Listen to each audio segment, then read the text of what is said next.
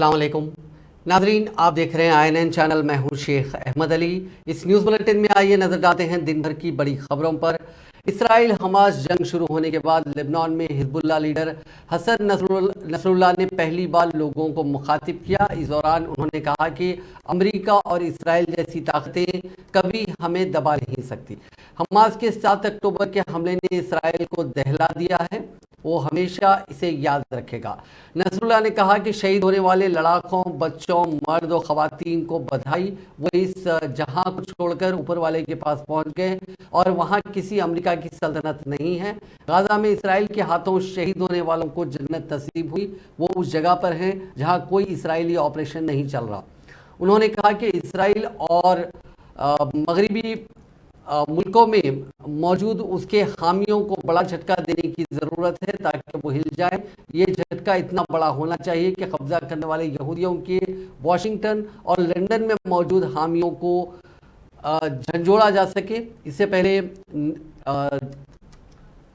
Northern Israel में फौज को हाई अलर्ट पर रखा गया। इसराइली डिफेंस फोर्स ने इसकी जानकारी दी। फौज के तर्जुमान एडमिरल डैनियल हैगरी ने कहा कि ईरान हिजबुल्लाह के जरिए जंग को बढ़ाने का काम कर रहा है। दरअसल 7 अक्टूबर के बाद से लेबनान की तरफ से हिजबुल्लाह लगातार इसराइल पर रॉकेट दाग रहा है। आज नसरुल्लाह की स्पीच के बाद हमला और तेज होने का इम्कान है। इधर IDF ने बताया कि वो गाजा में तेजी से हमास की सुरंगें तोड़ रहा है।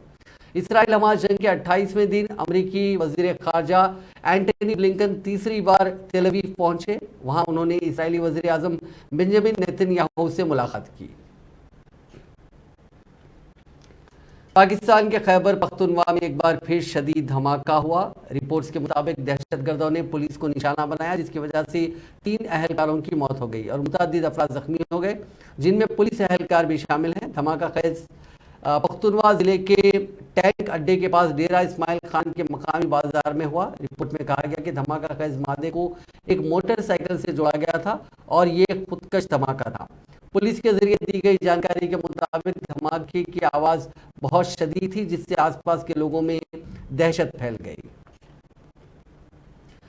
तेलंगाना कानून साज असेंबली के इंतखाबात के लिए जुमे को इलेक्शन कमीशन ऑफ इंडिया ने एक गेजेट नोटिफिकेशन जारी कर दिया, जिसके साथ ही 119 अरकान वाली असेंबली के लिए 30 नवंबर को मुनक्किद शुदा इंतखाबात के लिए नामजदगियों का इंतकाल भी शुरू हो गया। इलेक्शन कमीशन ने इंतखाबात के मुख्तलिफ मराहिल के प्रोग्राम तय करने के लिए एक नोटिफिकेशन जारी किया। तमाम हल्कों के रिटर्निंग ऑफिसर्स ने फॉर्म 1 की शक्ल में अवामी नोटिस जारी की, जिसमें असिस्टेंट रिटर्निंग ऑफिसर्स के नामों की तफसीलात शामिल हैं। पर्चे नामजदगियाँ मौसूल करेंगे। ये नामजदगियाँ तमाम काम के दिनों में 11 बजे दिन से दोपहर 3 बजे तक 11 नवंबर तक हर असेंबली हल्के के दफ्तर रिटर्निंग ऑफिसर में मौसूल की जाएंगी। 13 नवंबर को नामजदगियों की तनकी होगी और नामजदगियों से दस्तबरदारी की आखिरी तारीख 15 नवंबर मुकर्रर की गई। 30 नवंबर को रायदही होगी और 3 दिसंबर को वोटों की गिनती होगी। रियासत में हुक्मरान BRS, अपोजिशन कांग्रेस और बीजेपी के दरमियान सैरफी मुकाबला देखने के लिए लोग तैयार हैं। मुस्तकिल तीसरी मियाद के लिए हुकूमत तश्कील देने के मकसद के तहत BRS ने 116 हलकों से उम्मीदवारों के नामों का ऐलान पहले ही कर दिया। कांग्रेस पार्टी ने भी 100 उम्मीदवारों का ऐलान करते हुए अपनी मुहिम में शिद्दत पैदा कर दी है। बीजेपी ने 3 फहरिस्तों में 88 नामों का ऐलान किया है।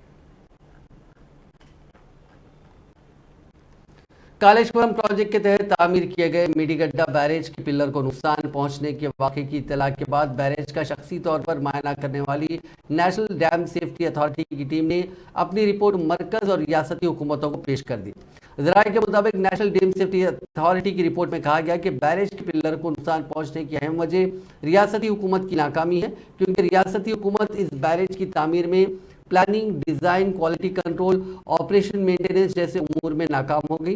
रिपोर्ट में कहा गया कि प्लानिंग के मुताबिक डिज़ाइन नहीं किया गया और तैयार करदा डिज़ाइन के मुताबिक तामीरी काम अंजाम नहीं दिया गया।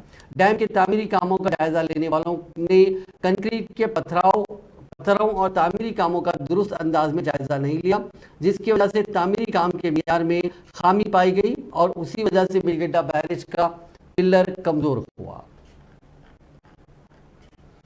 मरकजी वजीर जल शक्ति गजेंद्र सिंह शेखावत ने मेडीगड्डा बैरेज के पिलर को नुकसान पहुंचने के वाक़े पर तबसरा करते हुए कहा कि इससे रियासत की KCR की क़यादत वाली हुकूमत की बदनुमानी बेनकाब हो रही है। एक्स पर एक पोस्ट करते हुए मरकजी वजीर ने कहा कि मेडिकेटा के पिलर को नुकसान होने के वाक़े को सुनकर अफसोस हो रहा है कि बीआरएस हुकूमत के लालच और बदुनवानी ने लाखों लोगों की जिंदगियों को खतरे में डाल दिया और टैक्स दहिंदगान के करोड़ों रुपए का नुकसान पहुंचा। उन्होंने तबसरा मेडिकेटा बैरेज के मियार का जायजा लेने वाली नेशनल डैम सेफ्टी अथॉरिटी की जानिब से दी गई रिपोर्ट पर कहा।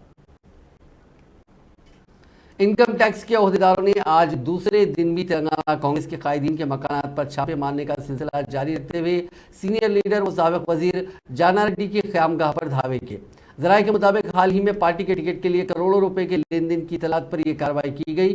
बताया जाता है कि जाना रेड्डी के फर्जंद रघुवीर रेड्डी के कारोबार से मुतालिक रकमी लेन देन का पता चलाने के लिए ये दावे किए जा रहे हैं। रघुवीर रेड्डी नागार्जुन सागर असेंबली हल्के से कांग्रेस के उम्मीदवार हैं। जुमेरात के रोज भी हैदराबाद में महकमा इनकम टैक्स की जानिब से कांग्रेस कायदीन के मकानात पर धावे किए गए। बुलंदपेट मेड़ से पारिजीता नरसिम्हा रेड्डी, महेश्वरम कांग्रेस पार्टी के एमएलए उम्मीदवार लक्ष्मण रेड्डी समेत पार्टी के पास कायदीन के घरों पर आईटी हुक्काम की जानिब से धावे किए गए। बालापुर में वाक़ नरसिम्हा रेड्डी के क़यामगाह पर जुमेरात की सुबह 5 बजे से आईटी हुक्काम तलाशी ले रहे थे। इसके अलावा महेश्वरम हल्के से कांग्रेस के उम्मीदवार के लक्ष्मण रेड्डी के माफ कीजिएगा एलआरके के घर पर भी आईटी हुक्काम की जानिब से धावा किया गया। बालापुर का गणेश का लड्डू खरीदने वाले लक्ष्मण रेड्डी के घर पर भी धावे किए गए। चीफ मिनिस्टर और सदर बीआरएस चंद्रशेखर राव ने आज फिर एक मरतबा इस बात का आज़म किया कि रियासत के किसी भी मकाम पर मजहबी जुनूनियत को फरोग नहीं दिया जाएगा। निर्मल जिले के मधुर में बीआरएस के जलसे आम से खिताब करते हुए चीफ मिनिस्टर ने कहा कि रियासत के दारुल हुकूमत हैदराबाद के अलावा भैंसा, मधोल, निर्मल, आदिलाबाद और दीगर मकामात पर भी हिंदू और मुसलमान रहते हैं और बरसा बरस से ये दोनों मिलजुल कर जिंदगी गुजार रहे हैं। लेकिन फिरका परस्त ताकतें इन दो मज़ाहिब के दरमियान तफरका पैदा करते हुए रियासत के अमन को खराब करने की कोशिश कर रहे हैं। खासतौर पर भैंसा में मजहबी जुनूनियत को पैदा करते हुए जंग जैसा माहौल पैदा किया जा रहा है। మిమ్మల్ని అందరినీ కూడా నేను కోరేది ఏంటంటే మన దేశంలో ప్రజాస్వామ్యం వచ్చి 75 సంవత్సరాలు గడిచిపోతా ఉంది. కానీ ఈ రోజు కూడా ఎలక్షన్లు రాగానే ఆగమాగం గత్తర గత్తర బితిరి బితిరి ఎలక్షన్ రాగానే ఒక పిచ్చి పిచ్చి అంతా మొదలవుతుంది. ఇష్టం ఉన్నన్ని అబద్ధాలు చెప్పుడు, అయిన మాటలు చెప్పుడు, కాని మాటలు చెప్పుడు, నిందలు వేయడం, అభాండాలు వేయడం ఇదంతా కూడా సహజమైపోయింది. ప్రజాస్వామ్య ప్రక్రియకు రావాల్సినంత మెచ్యూరిటీ, రావాల్సినంత పరిణతి ఇంకా మన దేశంలో రావడం లేదు. ఎక్కడెక్కడైతే వచ్చిందో ఆ దేశాలు బాగా పురోగతి చెంది ముందుకు పోతా ఉన్నాయి. మీ అందరినీ కూడా నేను కోరేది, ఎలక్షన్లు చాలా వస్తాయి, చాలా పోతాయి, ఓట్లు పడతాయి, ఎవరో ఒకరు గెలుస్తారు. పార్టీకి ఒక వ్యక్తి నిలబడతాడు. ఇక్కడ కూడా మన దగ్గర మన విఠల్ రెడ్డి గారేమో బీఆర్ఎస్ తరఫున ఉన్నారు, వేరే పార్టీలు కూడా ఎవరో ఉంటారు, కాంగ్రెస్ ఒకడు, బీజేపీ ఒకడు ఉంటారు, ఆటోమేటిక్గా ఇంకోటి ఇండిపెండెంట్ కూడా ఉంటాడు. ఓట్లు పడతాయి, 3 తారీఖు నాడు లెక్క అయిపోతుంది, ఎవరో గెలిస్తారు, అయిపోతుంది. ఎలక్షన్ ఈజ్ ఓవర్, అది తప్పదు. మీ అందరితో నేను ఒక మాట కోరుతా ఉన్నా, మీ బిడ్డగా, తెలంగాణ తెచ్చిన నాయకునిగా, తెలంగాణ ప్రజలకు చెప్పే బాధ్యత నా మీద ఉంది కాబట్టి ఈ మాట నేను మిమ్మల్ని కోరుతా ఉన్నా. ఏంటంటే ఎలక్షన్లలో ఒక వ్యక్తి నిలబడతాడు ఒక పార్టీ తరఫున, తప్పకుండా ఆ వ్యక్తి మంచిగా చెడ్డా ఆలోచన చేయాలి. ఆ వ్యక్తి గుణం ఎటువంటిది, గణం ఎటువంటిది, ఏం పని చేస్తాడు, ఎట్లా ఉంటాడు అనేది ఒక ఆలోచించాలి. అంతేకాకుండా रियासती वजीर टी हरीश राव ने कहा कि तेलंगाना के सब गद्दार एक जगह जमा हो गए हैं। संगारेड्डी में पार्टी मीटिंग से खिताब करते हुए उन्होंने कहा कि तेलंगाना की तश्कील के बाद खाने को हाथ नहीं लगाने की कसम खाने वाले पवन कल्याण बीजेपी से मिल गए हैं। तेलंगाना की मुखालिफत करने वाली शर्मिला ने कांग्रेस की तारीफ का ऐलान किया। तेलंगाना अगर कामयाब होना है तो केसीआर के साथ खड़े रहना होगा। तेलंगाना के मुखालिफिन एक ग्रुप की तरह तैयार हो चुके हैं। उन्होंने कहा कि तेलंगाना के गद्दार रेवंत रेड्डी के दोस्त हैं। మనం ఆలోచించాలి. ఇవాళ జగ్గారెడ్డి గారు ఒక తెలంగాణ ద్రోహి. ఆనాడు ఏమన్నాడు, ఈ సంగారెడ్డిని తీసుకుపోయి కర్ణాటకలో కలపని అన్నడా లేదా? మరి తెలంగాణ వద్దని అన్నడా లేదా? మరి అటువంటి తెలంగాణ వ్యతిరేకుల చేతులు కలిపిన జగారెడ్డి గారికి ఎవరన్నా ఓటేస్తారా? దయచేసి మీరు ఆలోచన చేయండి. ఇవాళ రాష్ట్రంలో కూడా ఏం జరుగుతుందో మీకు తెలుసు. ఇవాళ పవన్ కళ్యాణ్తోనేమో బీజేపీ వాళ్ళు చేతులు కలిపినారు. ఇవాళ ఇందాకనే ఎవరో చెప్తున్నారు షర్మిలమ్మ కాంగ్రెస్లో కలుతుందట. వీళ్ళు ఎవరు? వీళ్ళిద్దరు తెలంగాణ ద్రోహులు కాదా? ఆనాడు పవన్ కళ్యాణ్ ఏమన్నాడు? తెలంగాణ రాష్ట్రం ప్రకటిస్తే నేను భోజనం మానేసినా నాకు అన్నం తినబుద్ధి అయితే లేదు అన్నాడు. తెలంగాణ రావడం ఇష్టం లేని భోజనం మానేసిన పవన్ కళ్యాణ్తోనేమో బీజేపీ వాళ్ళు చేతులు కలుపుతారు. ఇక తెలంగాణ ఏమంటే ఆనాటి వైఎస్ రాజశేఖర రెడ్డి గారు సిగరెట్ బీడీ అన్నాడు. 100 కోట్ల మంది ఒప్పుకుంటే తెలంగాణ అన్నాడు. తెలంగాణ రావడం నేను బతికుండగా కానే కాదన్న ఆ రాజశేఖర రెడ్డి గారు తెలంగాణను వ్యతిరేకించిన ఆమె కుమార్తె వైఎస్ షర్మిల గారు ఇలా కాంగ్రెస్ పార్టీకి సపోర్ట్ చేస్తారట. లోపలికెళ్ళి తెలుగుదేశం చంద్రబాబు నాయుడు గారు సపోర్ట్ చేస్తారట. చంద్రబాబు గారేమో ఓట్లు చేయలేదని ఇవాళ తెలంగాణలో పోటీ చేయాలంటాడు. వైఎస్ షర్మిల కాంగ్రెస్ కు మద్దతు అంటది.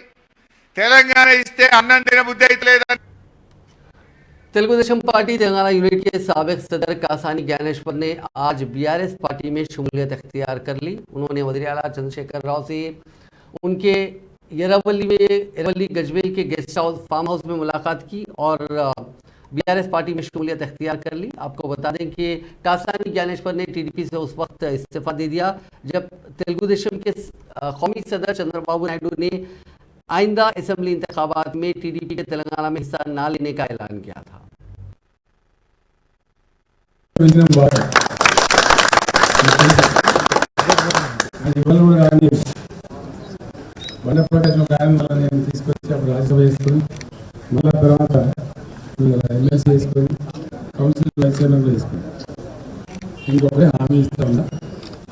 వృత్తిపరంగా చూసుకున్నప్పుడు దాదాపు మంచి లాభం మన సమాజ వర్గానికి జరిగింది.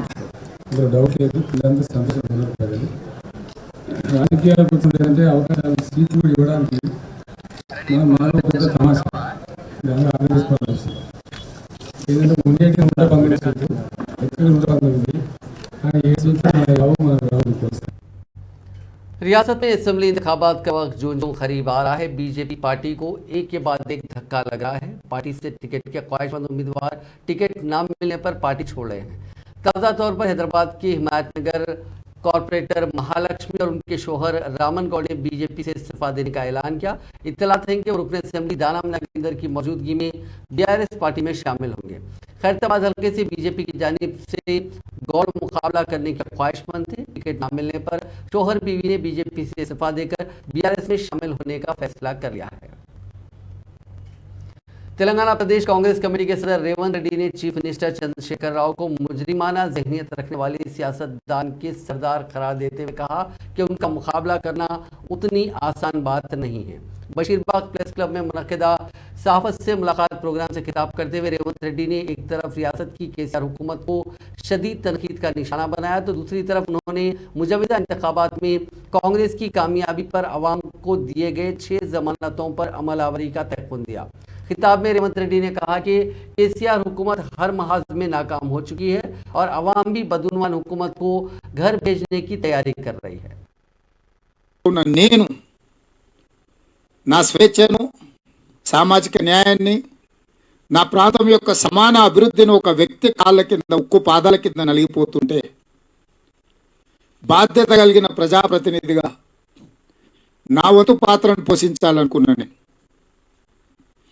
కాంగ్రెస్ పార్టీ కూడా లెక్కల జోలికి వెళ్ళకుండా, లెక్కల జోలికి వెళ్తే మీకు తెలుసు 175 అసెంబ్లీ స్థానాలు, 25 పార్లమెంట్ స్థానాలు ఆంధ్రప్రదేశ్లో ఉన్నాయి. 119 అసెంబ్లీలు, 17 పార్లమెంట్ స్థానాలు తెలంగాణలో ఉన్నాయి. ఇవ్వద్దు అనేది ఆంధ్ర ప్రాంతానికి సంబంధించిన వాళ్ళు, ఇవ్వాలి అని తెలంగాణ ప్రాంతానికి సంబంధించిన వాళ్ళు కొట్లాడినప్పుడు పార్టీగా యూపీఏ చైర్పర్సన్గా సాంకేతికంగా లెక్కలు వేసుకుంటే రాష్ట్రం ఇవ్వడానికి ఏ కోశాన కూడా అవకాశం లేదు. రాజకీయ ప్రయోజనాన్ని దృష్టిలో పెట్టుకుంటే కూడా ఏమాత్రం ప్రయోజనం లేదు. నష్టం सदर पीसीसी रेवंत रेड्डी ने पर्चे नामजदगी दाखिल कर दिया है। विकाराबाद जिले के कोडंगल असेंबली हल्के के उम्मीदवार की हैसियत से रेवंत की तरफ से साबिक रुकन असेंबली गुरुनाथ रेड्डी और रेवंत रेड्डी के भाई तिरुपति रेड्डी ने पर्चे नामजदगी दाखिल कर दिया। कुल हिंद मजलिस इत्तेहादुल मुस्लिमीन ने तेलंगाना असेंबली इंतखाबात के लिए 6 उम्मीदवारों पर मुश्तमिल पहली फहरिस्त जारी कर दी है, जिनमें 4 मौजूदा अरकान असेंबली को दोबारा टिकट दिया गया, जबकि 2 नए चेहरों को मुतारिफ किया गया, जिनमें साबिक मेयर ग्रेटर हैदराबाद माजिद हुसैन और साबिक मेयर मीर जुल्फ़िकार अली शामिल हैं। सदर मजलिस पर रुकन पार्लियामेंट असदुद्दीन अवैसी ने उम्मीदवारों के नामों का ऐलान किया। उन्होंने कहा कि इस मरतबा मजलिस 9 हल्कों से मुकाबला करेगी।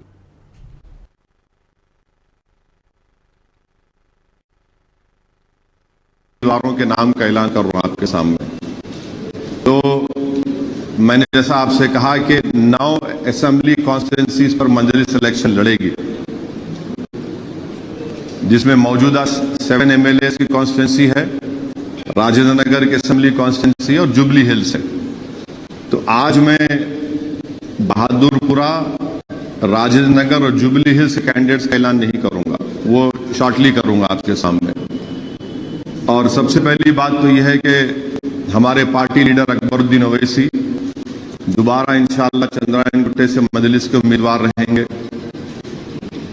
अहमद बलाला साहब मलकपेट से मजलिस इत्तेहादुल मुस्लिमीन के उम्मीदवार रहेंगे। कौसर मोहिउद्दीन साहब कारवान से मजलिस इत्तेहादुल मुस्लिमीन के उम्मीदवार रहेंगे। फिर माजिद हुसैन नामपल्ली से मजलिस इत्तेहादुल मुस्लिमीन के उम्मीदवार रहेंगे। याकूबपुरे से जाफर हुसैन मिराज साहब इंशाअल्लाह मजलिस इत्तेहादुल मुस्लिमीन के उम्मीदवार रहेंगे। और चार मीनार से एक्स मेयर जुल्फ़िकार साहब मजलिस इत्तेहादुल मुस्लिमीन के उम्मीदवार रहेंगे। तो ये अहम बातें मुझे आपको बताना था, ये आपको बता चुका हूं। अगर आपके कोई सवालात, उम्मीदवारों के नाम का ऐलान करूँ आपके सामने। उसके बाद सदर मजलिस बैरिस्टर असदुद्दीन अवैसी साहब, सदर कुल मजलिस इत्तेहादुल मुस्लिमीन और जनाब अकबरुद्दीन अवैसी साहब, हद मुखर्रिना कुल मजलिस इत्तेहादुल मुस्लिमीन का शुक्रगुजार हूँ। ये मेरे लिए बड़ी इज्जत और फख्र की बात है कि सदर मजलिस ने, सदर बैरिस्टर असदुद्दीन अवैसी साहब ने मुझ जैसे वर्कर पर अपना एतमाद जताया और हमें मौका दिया नामपल्ली अवाम का खिदमत करने का। मेरे लिए सदर मजलिस के भरोसे की बड़ी अहमियत है। सदर मजलिस पर एक अहमियत और उनकी जो भरोसा है वो बहुत मायने रखता है। मुझे ये मालूम है अगर मेरे को सदर मजलिस के भरोसे पे खरा उतरना है तो मेरे को नामपल्ली के अवाम के तवक्कुआत पर, इब्तदाई सदर मुतमदीन के तवक्कुआत पर खरा उतरना पड़ेगा। और इंशाअल्लाह ताला मैं मेरे सदर का भरोसा टूटने नहीं दूंगा। मेरे सदर ने जो मुझ पर एतमाद किया है और उसके लिए दिन रोजान मेहनत करेंगे। इंशाअल्लाह नामपल्ली के अवाम के तवक्कुआत पे पुरजोर तरीके से उतरने की पुरजोर कोशिश करेंगे। इब्तदाई सदर मुतमदीन जो सदर मजलिस हमेशा कहते हैं कि जमात की इसको और मजबूत करेंगे, उनको साथ लेंगे, उनको और ताकतवर बनाएंगे ताकि वो भी अवाम की और जस्तजू से मेहनत कर सकें। इंशाअल्लाह नामपल्ली में जिस तरीके से तैयारियाती काम मेरे बड़े भाई जाफर हुसैन साहब ने किए हैं। सबसे पहले अल्लाह ताला का शुक्र अदा करता हूँ कि अल्लाह ताला ने मुझे मोहम्मद मुस्तफ़ा सल्लल्लाहु अलैहि वसल्लम के सत्ते में ये जिम्मेदारी और चार मीनार की सीट नवाजा है। और मैं सदर मजलिस बैरिस्टर असदुद्दीन ओवैसी साहब का शुक्रगुजार हूँ कि उन्होंने मुझे शामिल समझा और मुझे जिम्मेदारी दी। और साथ साथ हबीब मिल्लत हरी जनाब अकबरुद्दीन ओवैसी साहब का मैं शुक्रगुजार हूँ, जिन्होंने मुझ पर एतमाद रखा और मुझे शामिल समझा कि मैं चार मीनार को मेहनत करूँ। और मैं आवाम का शुक्रिया अदा करता हूँ, उन्होंने मेरे लिए दुआएं की।